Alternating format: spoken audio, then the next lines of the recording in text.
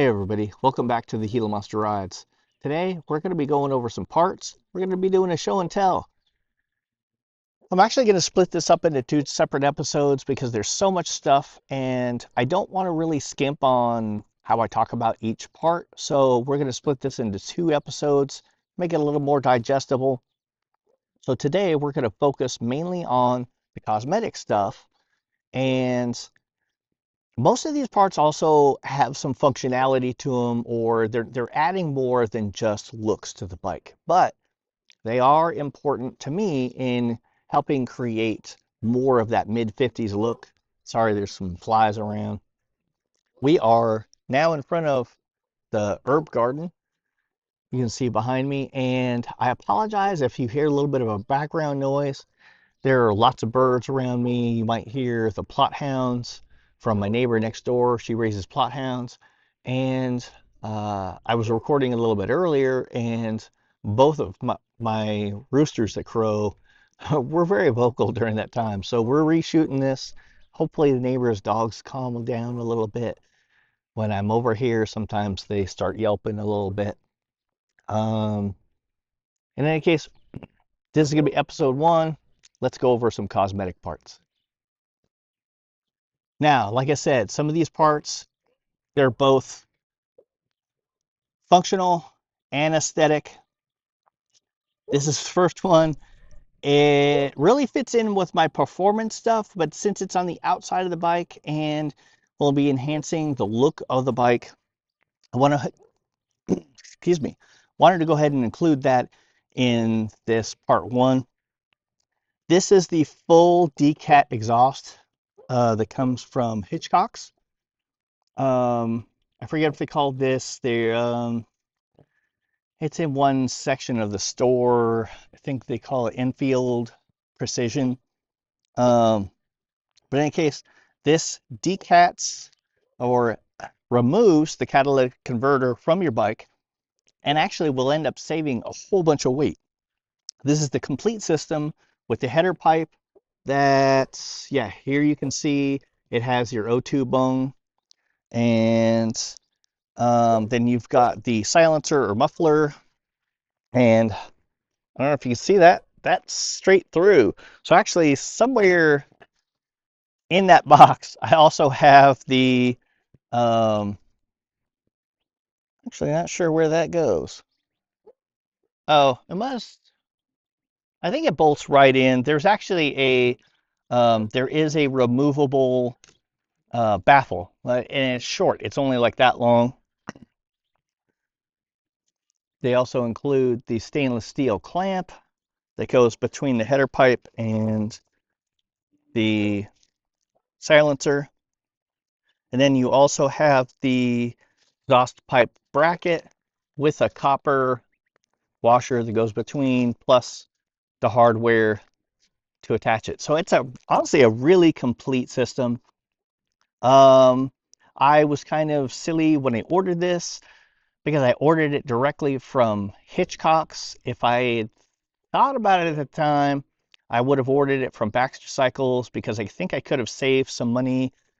I bought this with some other stuff that ended up being a bit of a bulky box from Hitchcock's. So getting that shipped DHL to America ended up being a little pricey.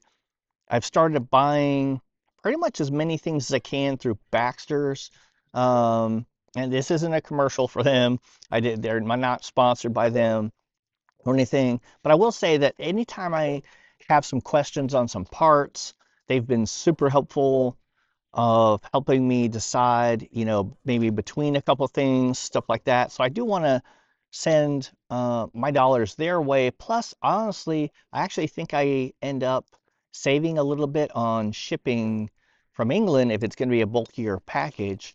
The other thing is, for me, living outside the city limits, DHL, the way things work with the shipping, and the local warehouse here, they're kind of a pain to deal with in that I don't want to, with them, I don't want to just have, do the no signature thing because some of the, occasionally some of my stuff gets delivered to a neighbor, and I've had it to where I didn't know for like a week. I've been thinking I didn't get a product. Um, so I didn't want to risk that and do the no signature thing. But that means that either my wife and I have a period of time that we're locked at the house. We're kind of restricted because they give you a huge window when they might deliver. And we've had it to where they said that they were out, it was out for delivery, and then it doesn't end up coming until the next day. DHL is just kind of a pain for me to work with. So, long story short, like I said, I don't get anything from Baxter's for saying this, but I have started getting some of my stuff that I would normally get from Hitchcock's from them.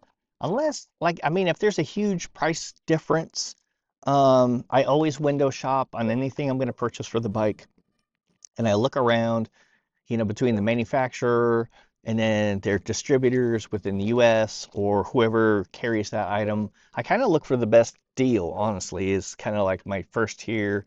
And then I like to give money to the people that I really appreciate.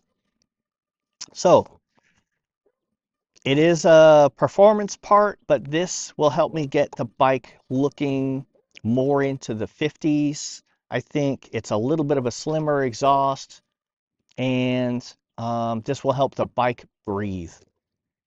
Now, I probably will mount this as is, but soon, what I want to do actually is I want to take my uh, calipers, my measuring calipers, and get the inside and outer dimensions of this pipe, because I'm probably going to be ordering a custom reproduction silencer or muffler from England that will replicate. Now, the specific one I'm going to be buying is actually meant to replicate a pre-war BSA exhaust. But if you look back at really early Enfields, they had basically the same exhaust. It overall, I'm not sure. I would have to like look at the measurements on that, but it's going to be close to the same length. But it has more. There's a fishtail attachment to it, and it kind of comes up a little bit and goes straight. And with a fishtail, it ends up kind of looking like a trout or a salmon. But it has that real vintage look that I think will end up looking really cool on this bike. So look to the future. When I order that, I'll post some pictures of it once I get it on the bike. I will probably do a video. And but I thought that this was a good purchase. This is super well made. It's just beautiful. Every part aspect about this is beautiful. I probably will end up it looks great, but I'll probably just kind of like quick buff this up too to get it extra beautiful. Anyway, there's the exhaust, first part. All right, second up, we have a genuine OEM Royal Enfield engine guard setup, and I bought the trapezoidal shape. They offer so many options on these engine guards, and I've got this basically semi put together for you just so you see what it would look like from the front of the bike. This is the trapezoidal shape. They have other ones that kind of curve around with, only 2 bars, some with 3 bars, stuff like that. But I thought that this gave the most vintage look, in my opinion. I would actually kind of prefer round ones. This just came to a perfect, I guess that would be a 180-degree bend round. That would be my preferred, but I thought this for off-the-shelf products, this gave the best look. I did get this from Baxter's, and um, I actually wish this had almost more of the quality of look that that's actually a really nice part, but I wish it did have the overall high quality that you see on the exhaust from Hitchcock's. You know, the finish on some of these mounting points isn't quite as nice. Um, Now, one thing I might do, since I am not necessarily uh, wanting to have Royal Enfield logos on every single part of this bike, I might end up milling this off and then just filing this down to the round, repainting it, and putting maybe something, some custom badging right there, or just leaving it plain. Maybe we'll see. Now, the thing I did want to talk about with this thing is I'm actually going to probably buy a second pair, because I saw something really cool in one of the Royal Enfield Classic 350 groups on Facebook, and that's that an individual. So this goes on the front of the bike. You know, this is an engine guard. If you happen to tip over your bike, it will help protect your shifter, your brake pedal, your pedals, and the engine from impacting the ground. And then what I saw that was really cool was that somebody took a set of these, and then they cut and re-welded, like modified this, so and then put a plate up here so that this could be a rear engine guard. And I thought that looked super cool. So I'm going to get a second set, and I'm going to enlist the help of a local fabricator here to help me do the welding. I want it to look good, and he seems to be a wizard with welding, so hopefully it pans out. I think it'll look really cool to have a rear engine guard that also helps protect my saddlebags. I think that that will kind of add to the overall look of this sort of being the direction this bike is taking. I don't want to give too much away, but it's going to be a bit of a sport tourer bike styled in the mid 50s.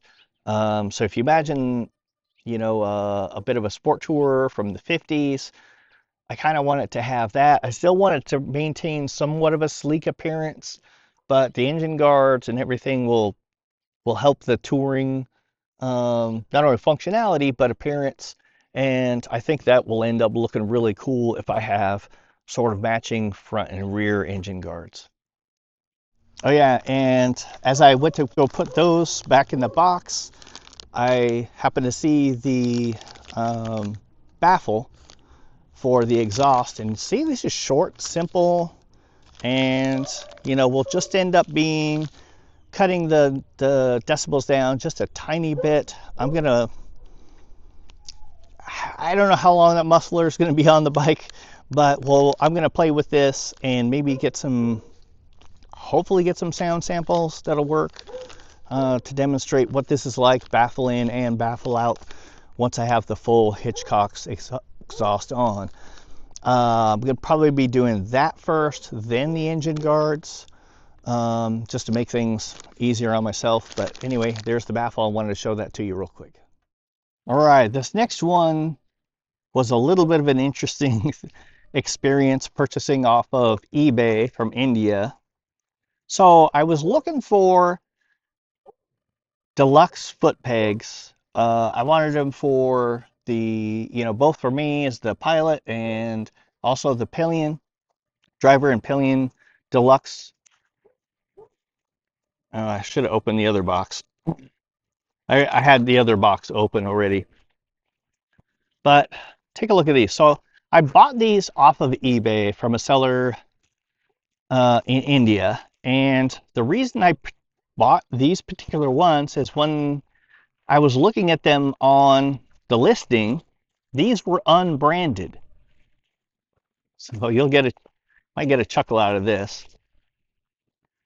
So I was looking for ones that didn't, like I said, like I don't necessarily want Royal Enfield branding on every part of the motorcycle. And let's open these up. And you might not be able to see this, but there's a Royal Enfield logo right in the middle of the Deluxe foot peg. And I thought, what the heck? That wasn't on the listing. They just showed this was not here. And so I contacted the seller and I was like, look, I mean, you sent me something that I didn't buy. He ended up explaining that, oh, well, we can't show the Royal Enfield logo because we'll have our listings pulled or something like that. I thought, that's funny. You know, and then I'm looking around. Oh, guess what? These are, I believe, these are counterfeit Royal Enfield parts, which now these are really nice quality and they could be genuine. I'm not positive, but this is not Royal Enfield packaging. Um, and I'm guessing that they could not show the Royal Enfield logo because these are counterfeit, is my guess. But in any case, like some of the other parts, I actually already have some really cool looking conchos that I will be, what I'm going to do is I'm going to grind out the Royal Enfield. This is just rubber. This is hard rubber, but I'm going to grind this out and I'm going to be epoxying in these conchos that I think actually will end up looking really cool. So it's not a loss. I wasn't about to send them back, but it was disappointing that, you know, when you see something on eBay and it has a picture, you expect to get what it looks like in the picture. But that wasn't the case. But I always have the ability to come up with a quick plan B, as they say. Uh, and I honestly, like, I got both sets of these pegs for a really good price, so I'm not going to complain too much. Matter of fact, they even, this is crazy, they even Sharpie out the Royal Enfield on the packing material. I don't even know what to say about that. Um, Next up is a piece I don't think, I don't know. I'm not convinced I'm going to use this now that I have it in my hands. For some reason, when I bought this off of eBay, I thought this looked very different. Although I think that that is my mistake. I went back and looked at the listing and I just, I don't know what I was thinking. This is a part that's actually meant for a Super Meteor 650. Now, by swapping out some of this hardware by using longer screws and I think some spacers, you can mount this to a classic 350 and this will allow you to mount passing lights or highway lights. There's different names for these, but you know, they have smaller lights than your main headlight that you could have like maybe on a separate switch or maybe wired in with your high beam. That will allow a little bit more light. I was thinking of buying some nice, like 4.5-inch classic looking passing lamps and mounting it up with this. But my only issue is I don't really know if I like the look of this being just some angle iron. It's very well made, but it looks modern to me. So I don't know if that's going to fit in with how I want the bike to look. What I will do is, since it's cheap enough, I'm still going to go buy the hardware that would be required to mount this to my bike. This requires you to pull off that front piece underneath the headlamp, or excuse me, your headlight. Um, the one flat piece that kind of goes between the forks, you have to remove that and then put this on. Uh, But if I can spruce this up a little bit, maybe put some stuff over here and over here to cover up, you know, cover up all these. This is plasma cut or laser cut. They put Super Meteor in here. The brand is called Xana.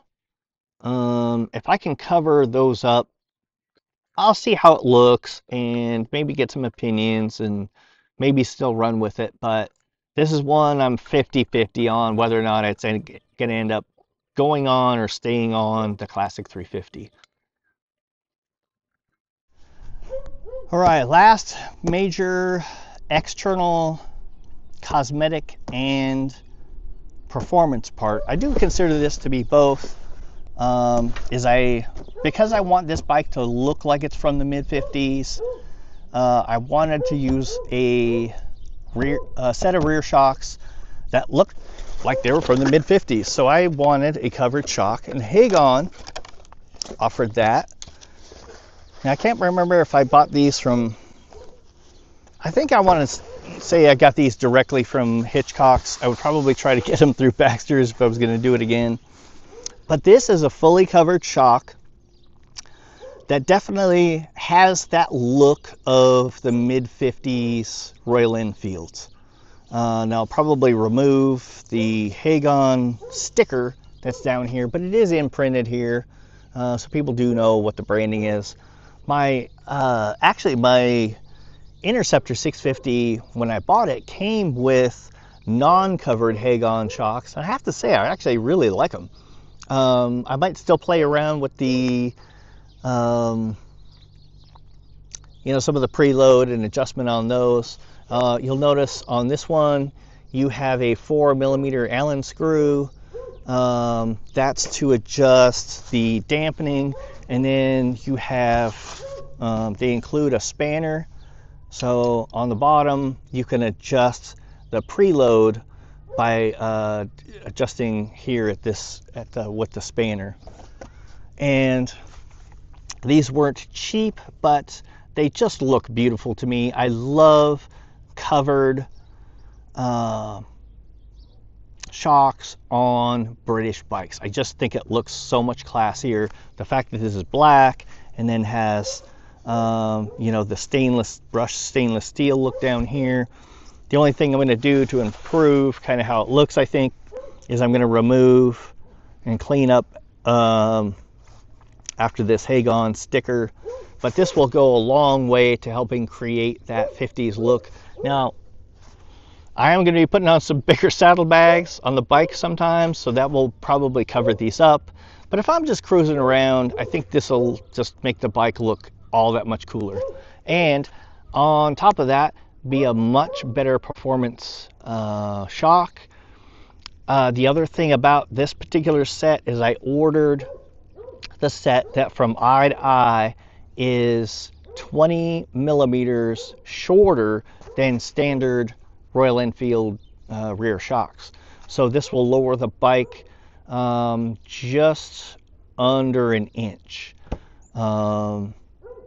And since I have a raised seat from OEM, this will help me plant my feet a little bit more securely if I need to put both feet down. There are some really funky roads out here in some of the mountain foothills where, you could be, there was one I had trouble with the other day, actually probably more like a month ago, where I had to come to a stop. It was a four-way stop. It was uphill. The road was off camber, so the road was tilted in two directions, and there was gravel all over the intersection. So at that intersection, I really appreciated being able to put both feet down. I know that's not necessarily something that always has to happen, but in situations with that, with this raised sprung seat, it just, I like being able to get a little bit better planting on the ground.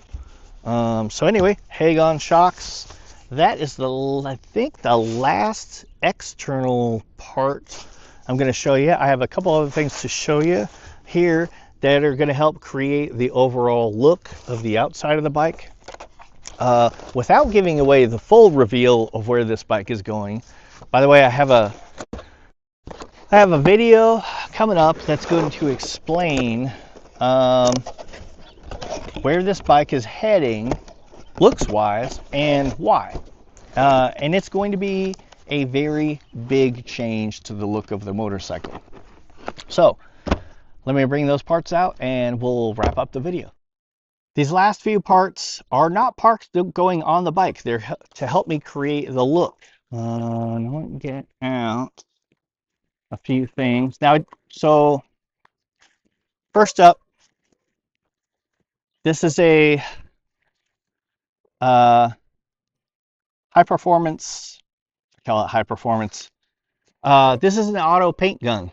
Now this one, I actually, my wife has an account with, I think it's Alibaba.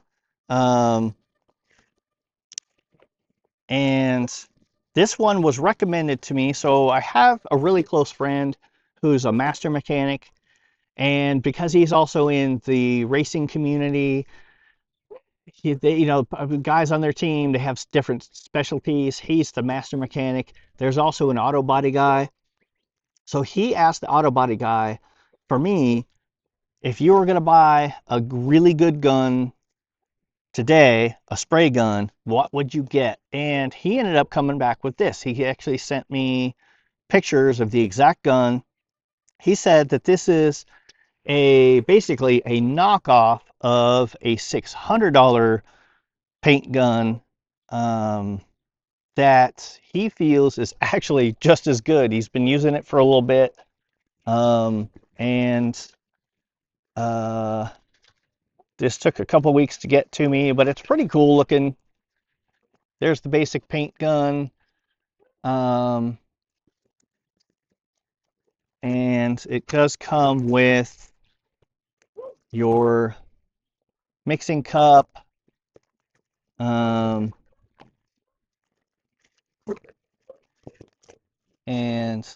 you know, all this goes together. For that ends up holding, I don't know, that looks like, oh, there we go. That's 600 milliliters, 600 cc's of paint I can hold in this.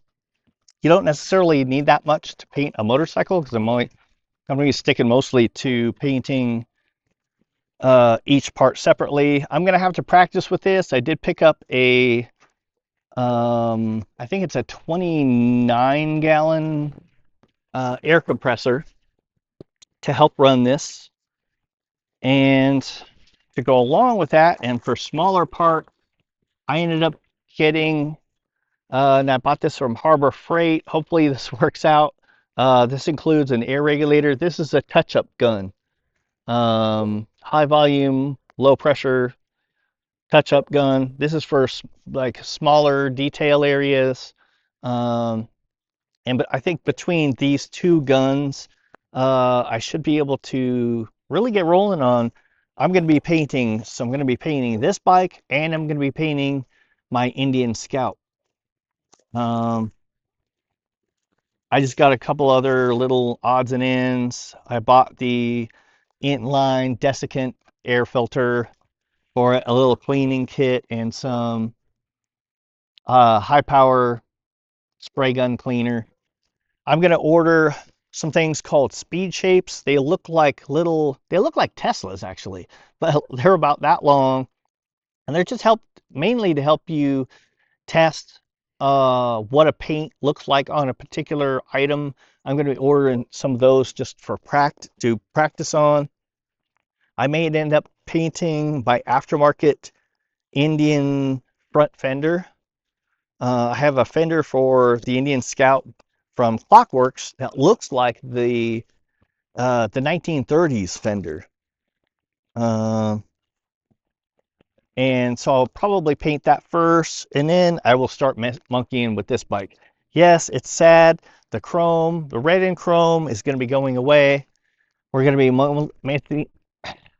mainly going to a solid color. But just wanted to show you these items because they were important for me doing the overall customizing of the bike, and give you an idea of like how much work I'm going to be doing to the bike, and how much work I'm going to be putting into this custom job, because I want this bike to be, it's going to be my personal vision of the ultimate classic 350 reborn as a 50s hot rod. So there we go. We've got some parts that are going to be going on the bike, some things that are going to be helping me get the overall look that I want In the next episode, I'm going to be going over part 2, which is I'm going to be doing all of the performance mods that I will be doing to the bike. The ones that didn't have just also a cosmetic component to them, we'll get to those in the very next episode. All right, everybody, thanks for subscribing. Hit that subscribe button if you haven't already. It'll let you know. If you hit that notification bell, you'll know when I upload another video in this series, or when I do one of my little trip videos, stuff like that. And if you like this video, make sure you hit the like button. It sure helps out the channel, and I'll catch you next time.